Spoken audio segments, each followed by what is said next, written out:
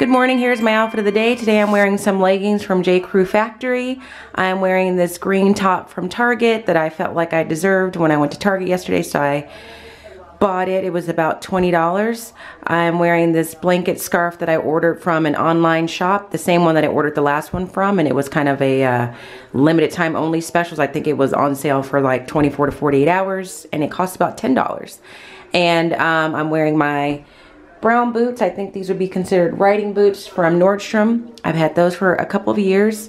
I'm wearing my two-tone Michael Kors watch, and I am wearing this necklace here that I got from Charming Charlie. So I am not sure if this will be staying on all day because it might warm up. So if it does, I'll just take this off, but that is it. I will talk to you guys a little bit later. Well, it's about 2:50.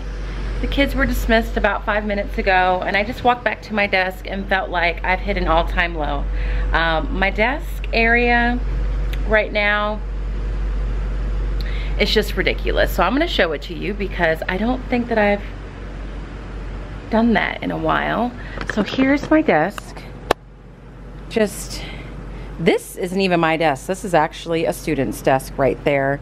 But you can see I've moved everything over.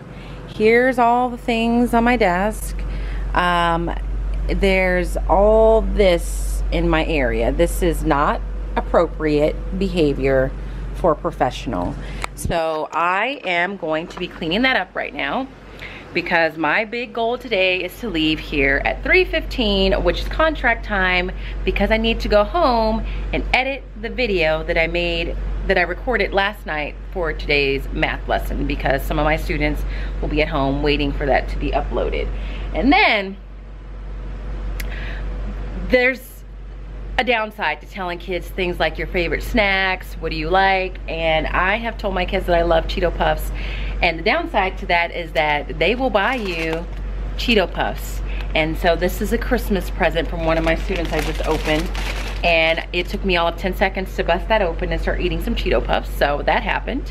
As far as the rest of the day, I had a observed guided reading lesson, and it wasn't a formal observation. This was a representative from the district that works with our site and other Title I sites in the district to help support us should we need any support with guided reading specifically.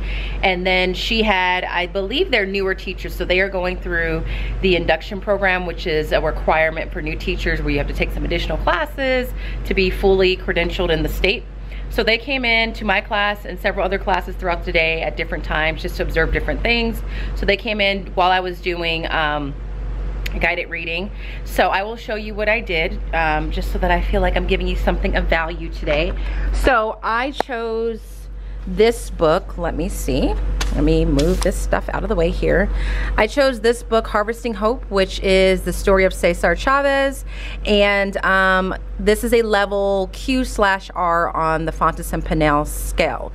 So when I do a guided reading lesson, and I'm still very young at guided reading in the sense that we've only really been formally doing it in the upper grades for the past couple of years. So I'm learning as well as they are. So when they walked in today, that's like one of the first things I told them is I am by no means an expert. I'm learning right along with you guys, you know, so take everything that I have to say with a grain of salt, because I am not proposing that I've perfected this process. I have things to learn myself. So I gave them my planning sheet, which I will show you here, and I will cover the student names. So I just gave this to them, and one of them asked me, you know, do you make one of those every lesson? And I said, absolutely not. Like I told them, I typed this out for their purposes so they had something to take with them, but it does represent the thought process I go through. So when I am pulling a book for guided reading and I'm planning it, I do think about the levels in terms of Fontes and Pinnell. There's always an introductory section where I'm going over the background information they need to know to really understand what's happening in the story or the book. I discuss what genre it is so they understand what to expect from the book in terms of structure, and then we do a picture walk.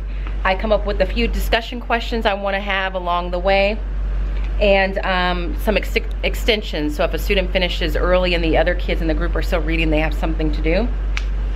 And I also mark the pages that I know I want to stop at or make a point at. So this was my copy here. So this was my personal copy. So last night I read the story and I marked the pages that I wanted to stop at with the picture walk.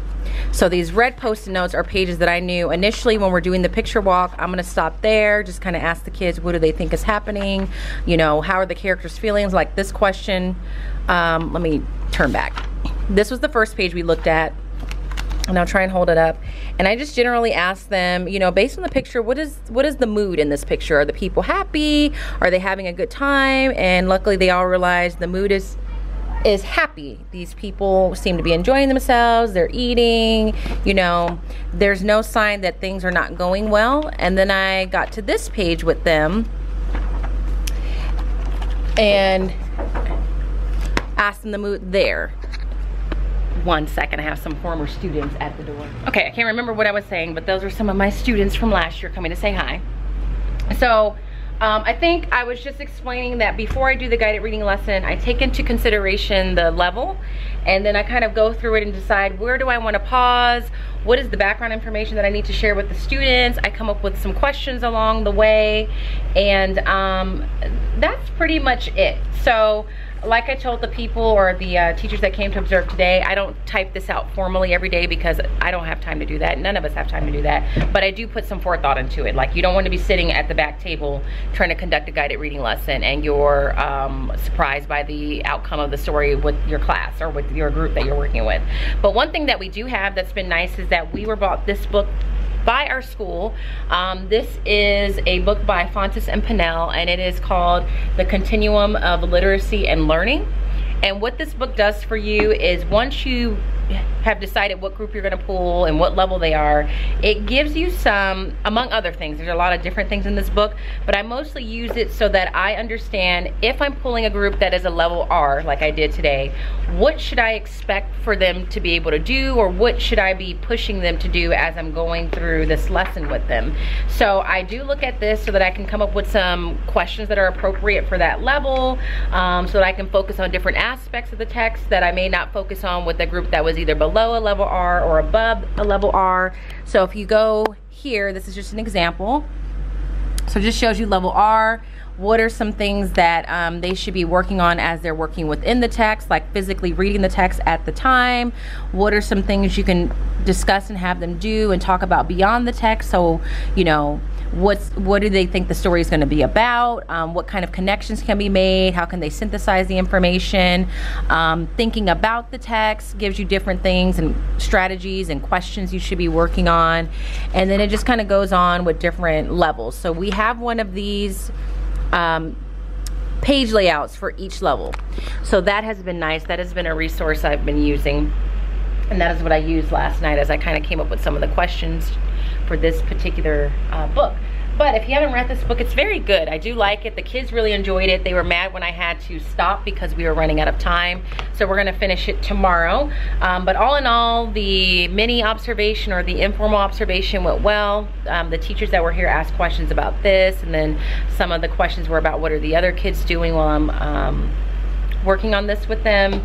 So we talked about that, and we had some robotics today.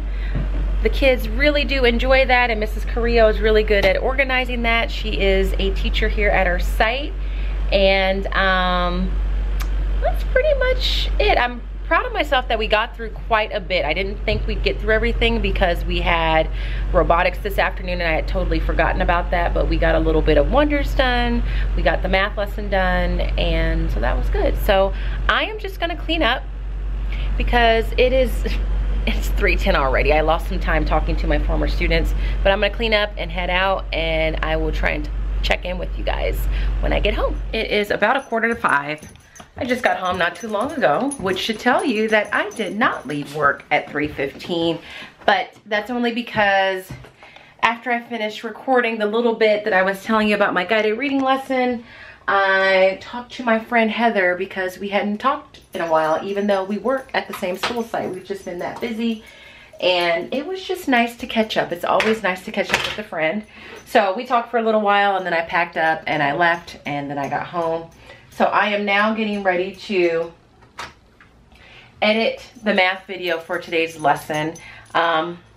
Hopefully it doesn't take too long because there might be some kids waiting, like I said, and I feel bad, but my intention was to be ahead of the game all school year making these math videos, and I just thought it was gonna happen, and then reality set in, and I am now at the point where I'm making them as the lessons are being taught, which is so far from what I wanted to have happen, but at least I'm making them and I'm getting them out there. The last time I did this, the kids didn't have access to the video until 7:30 that night, which I felt bad for, but it's there. But we are teaching this lesson for 2 days, so even if they don't have it super early tonight, they'll have it tomorrow. Today's lesson was probably one of the more challenging lessons. They're subtracting mixed numbers with renaming, so they have to be concerned with finding what is the word I'm looking for? Equivalent fractions, least common denominators, greatest common factors. They have to simplify fractions. They have to change mixed numbers into improper fractions. They have to borrow from a whole number to mixed number, recreate that as a fraction. It's just a lot going on in this lesson, so they definitely need this video. So I'm gonna sit down and get that done. Hopefully it doesn't take too long. Then I'm gonna try and walk Genesis. Then I'm gonna try and edit Vlogmas Day. What's today's date? Is today the 12th? So Vlogmas Day, I don't even know what day it is. Today is December the 13th. So Vlogmas Day 12 is what I need to edit. And get that out for you guys. Sorry, the one that you saw for Vlogmas Day 10 was kind of late getting up, but I was really busy last night. So I'm gonna try and get all that done and go to bed on time. So I will check in with you afterwards to let you know how it goes. Wish me luck. I also need to walk Genesis if I didn't say that. And I'm supposed to cook tonight, but the chances of that happening right about now are pretty slim because the thought of editing 2 videos plus cooking plus walking the dog is a bit much for me. So I'll talk to you guys later.